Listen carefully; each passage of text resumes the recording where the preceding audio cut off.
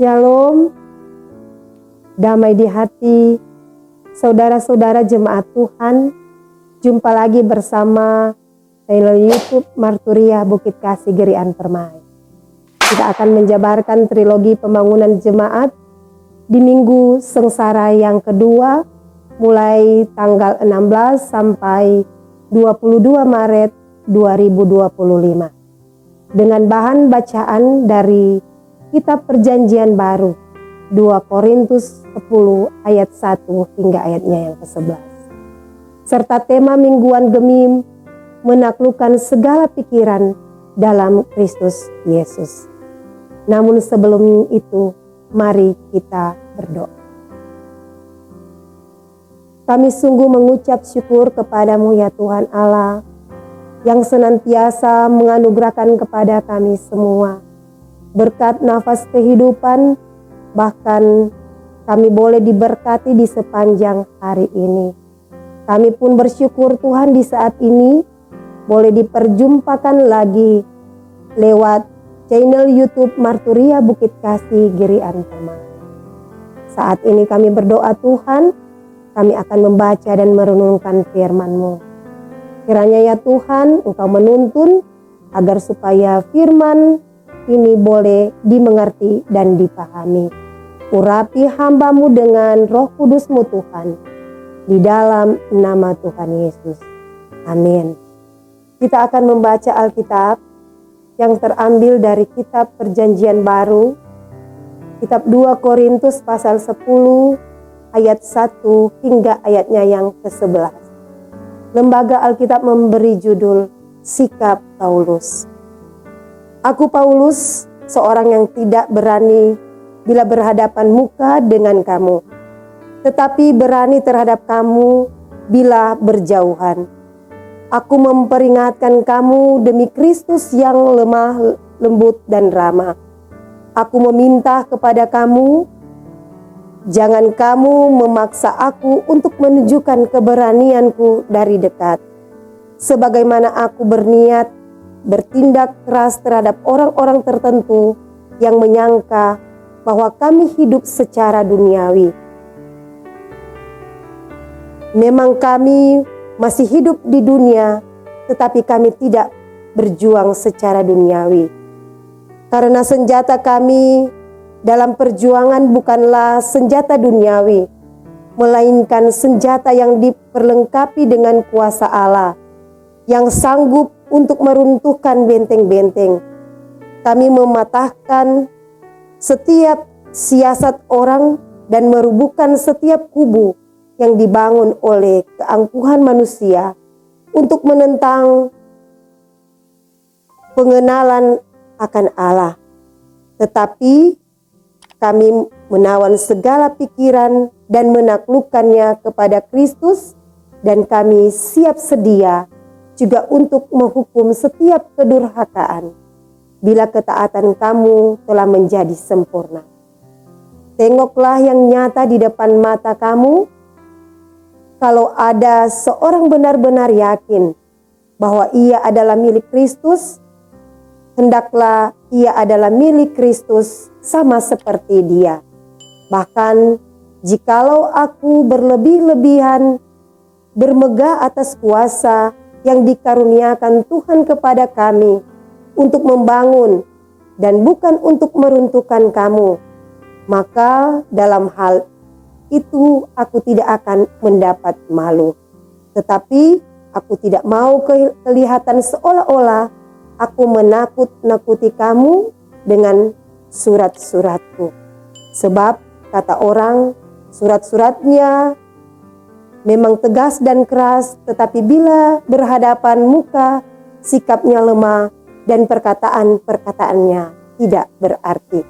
Tetapi hendaklah orang-orang yang berkata demikian menginsafi bahwa tindakan kami bila berhadapan muka sama seperti perkataan kami dalam surat-surat kami bila tidak berhadapan muka. Demikian pembacaan Alkitab di saat ini. Saya akan menjabarkan trilogi pembangunan jemaat dengan tema bulanan Terang Yesus Kristus Menerangi Era Digital. Gereja yang mengajar dan mengembalakan. Tema mingguan menaklukkan segala pikiran dalam Kristus Yesus. Alasan pemilihan tema. Di era digital yang penuh dengan informasi dan distraksi atau pengalihan perhatian, ada banyak orang yang berjuang memelihara iman. Namun ada banyak orang yang teralihkan dari iman mereka dan terjebak mengikuti arus pemikiran duniawi yang ditawarkan melalui media sosial, hidup dan pergaulan sehari-hari. Distraksi adalah pengalihan perhatian dari suatu yang seharusnya menjadi fokus atau perhatian kita. Misalnya, ketika sedang mengerjakan sesuatu, fokus kita teralihkan baik oleh gangguan dari luar seperti suara bising atau notifikasi ponsel maupun gangguan dari dalam berupa pikiran yang melayang atau kekhawatiran yang berlebihan. Hal ini bukan hanya menghambat produktivitas dan pembelajaran, tetapi juga berakibat pada kesehatan mental seseorang. Di masa sekarang ini juga banyak orang membiarkan pikirannya tergoda dan dikuasai oleh hikmat dunia. Ini dapat membuat seseorang kehilangan kemampuan untuk membedakan yang benar dan yang salah. Dan begitu mudahnya sebagian warga gereja beralih perhatian dari hal-hal yang seharusnya menjadi fokus pada tujuan yang penting dalam hidupnya. Akibatnya ada warga gereja menjadi rentang terhadap pengaruh duniawi dan pengajaran palsu. Padahal Kristus sebagai wujud ketaatannya, sebagai muridnya, agar dapat menjadi terang bagi dunia yang gelap ini. Karena itu, pembacaan Alkitab kita di saat ini dibaca dalam terang tema menaklukkan segala pikiran dalam Kristus Yesus. Pembahasan tematis, pembahasan teks Alkitab. Surat 2 Korintus ditulis sekitar tahun 55 sampai 56 Masehi, sebelum kunjungan Paulus yang menyedihkan ke Korintus. Surat ini mungkin ditulis dari Makedonia setelah Paulus meninggalkan Efesus akibat kerusuhan yang dijelaskan dalam Kisah Para Rasul pasal 9. Ada sejumlah alasan yang dapat menjadi penyebab Paulus menulis surat 2 Korintus. Yang pertama, munculnya rasul-rasul palsu sebagaimana disebutkan oleh Paulus dalam kitab 2 Korintus 11 ayatnya yang ke-13. Dan yang datang ke Korintus untuk menentang otoritas Paulus. Yang kedua adalah adanya kritikan orang-orang Kristen di Korintus terhadap Paulus oleh karena cara berbicaranya yang dianggap lemah. Tidak adanya surat rekomendasi tetapi kerasulannya, dan karena Paulus menolak bantuan dari jemaat Korintus. Yang ketiga, Paulus diremehkan kemampuan retorikanya yang tidak meyakinkan, di mana masyarakat Helenistik atau berbudaya Yunani sangat mengapresiasikan kemampuan tersebut. Karena itu, kitab 2 Korintus pasal 10 ayat 1 hingga ayat yang ke-11 ini merupakan pembelaan Paulus terhadap kritikan-kritikan yang ditunjukkan kepadanya. Bagian pertama perikop ini, ayat 1 dan ayat 2, dimulai dengan pernyataan Paulus yang memperkenalkan dirinya dan menekankan Kristus yang lemah lembut dan ramah sebagai dasar nasihatnya. Ini menunjukkan bahwa otoritas Paulus bukan berasal dari dirinya sendiri, melainkan dari Yesus Kristus. Ia mengakui adanya kritikan bahwa ia lemah ketika berhadapan muka, tetapi berani ketika tidak berhadapan muka. Ini merujuk pada tuduhan bahwa ia hanya berani mengkritik melalui surat, tetapi tidak secara langsung. Karena itu, Paulus memohon agar ia tidak perlu menunjukkan keberanian ketika ia hadir di Korintus. Ini bukan berarti ia takut, tetapi ia tidak ingin terpaksa bersikap keras terhadap mereka. Sebab para penentangnya menuduh Paulus hidup menurut standar duniawi, bukan menurut prinsip-prinsip rohani. Padahal Paulus ingin agar jemaat Korintus memahami bahwa hidupnya berpusat pada Yesus Kristus, bukan pada ambisi pribadi atau keinginan duniawi. Bagian yang kedua, ayat 3 sampai yang kelima, Paulus melanjutkan pembelaannya terhadap tuduhan bahwa ia lemah dan tidak konsisten. Ia menjelaskan bahwa perjuangannya bukanlah perjuangan fisik atau politik, melainkan perjuangan rohani melawan kekuatan-kekuatan yang menentang Tuhan Allah. Kalimat masih hidup di dunia menjelaskan bahwa Paulus dan rekan-rekannya masih menghadapi tantangan dan godaan yang sama seperti orang lain. Namun mereka tidak berjuang secara duniawi, yang berarti mereka tidak menggunakan berbagai cara negatif seperti manipulasi, intimidasi, dan kekerasan untuk dapat mencapai tujuan mereka. Paulus menegaskan bahwa senjata mereka bukanlah senjata fisik, melainkan senjata yang perlengkapi dengan kuasa Allah. Ia menunjuk pada kuasa Roh Kudus yang bekerja melalui mereka. Senjata-senjata ini sanggup meruntuhkan benteng-benteng. Benteng-benteng adalah metafora untuk segala sesuatu yang menghalangi orang untuk mengenal dan mengikuti Yesus Kristus. Seperti ajaran palsu, tradisi agama yang menyesatkan, dan kesombongan manusia. Oleh sebab itu, Paulus menjelaskan bagaimana mereka menggunakan senjata rohani tersebut. Mereka mematahkan setiap siasat orang yang menentang Injil. Paulus menekankan bahwa betapa pentingnya menawan segala pikiran dan menaklukkannya kepada Kristus. Setiap pikiran dan keyakinan harus taat sepenuhnya kepada Yesus Kristus dalam melawan berbagai pemikiran yang bertentangan dengan Injil, sehingga segala pemikiran dan kehendak manusia ada dalam ketaatan pada otoritas Yesus Kristus. Bagian ketiga ayatnya yang ke-6 menegaskan Paulus bahwa kami siap sedia juga untuk menghukum setiap kedurhakaan.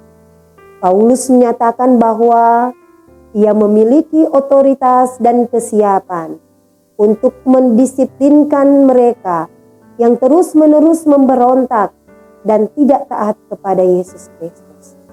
Ini bukan ancaman kosong, melainkan pernyataan tegas tentang tanggung jawabnya sebagai rasul. Akan tetapi, Paulus tidak ingin menghukum secara sembarangan atau terburu-buru. Ia menunggu sampai ketaatan jemaat menjadi sempurna. Maknanya adalah bahwa tujuan disiplin bukanlah untuk menghukum, melainkan untuk memulihkan dan membawa orang kembali untuk taat kepada Yesus Kristus. Bagian yang keempat, ayat 7 hingga ayatnya yang ke-8. Paulus mengajak jemaat Korintus untuk melihat bukti nyata dari pelayanannya, bukan hanya mendengarkan tuduhan-tuduhan palsu. Paulus menentang mereka yang mengaku milik Kristus agar mengakui bahwa Paulus dan rekan-rekannya juga sebagai milik Kristus. Ini menunjukkan bahwa mereka semua adalah bagian dari tubuh Kristus yang sama dan seharusnya tidak saling merendahkan. Paulus mengakui bahwa ia terdengar sombong ketika berbicara tentang kuasa yang diberikan Yesus Kristus kepadanya. Namun ia menegaskan bahwa ia tidak malu karena kuasanya digunakan untuk membangun jemaat, bukan untuk menghancurkannya atau kepentingan pribadi. Bagian yang kelima ayat 9 hingga ayatnya yang ke-11, Paulus mengakui bahwa beberapa orang merasa terancam oleh surat-suratnya yang tegas. Namun ia menegaskan bahwa tujuannya bukanlah untuk menakuti mereka, melainkan untuk mengoreksi dan membangun mereka dalam kasih. Paulus mengutip kritikan yang disampaikan kepadanya. Surat-suratnya memang tegas dan keras, tetapi bila dia berhadapan muka, sikapnya lemah dan perkataan-perkataannya tidak berarti. Para penentang Paulus memandang bahwa dia munafik dan tidak konsisten, tetapi ia menentang mereka dengan mengatakan bahwa tindakannya saat hadir secara langsung akan konsisten dengan kata-katanya dalam surat. Ia tidak akan ragu untuk menegur dan mengoreksi mereka, sama seperti ia melakukannya dalam surat-suratnya. Makna dan implikasi firman. Paulus menjelaskan bahwa menaklukkan segala pikiran dalam Yesus Kristus berarti secara aktif melawan dan mengubah setiap pemikiran dan sikap yang bertentangan dengan kebenaran Yesus Kristus. Ini bukan sekedar menghindari pikiran-pikiran yang tidak benar atau pikiran-pikiran yang negatif, tapi merupakan tindakan proaktif untuk senantiasa mengisi pikiran dengan kebenaran Yesus, baik melalui firman, doa, dan persekutuan dengan orang-orang yang percaya lain. Sehingga orang percaya dapat meruntuhkan benteng-benteng kesombongan, ketidaktaatan, dan pemikiran palsu.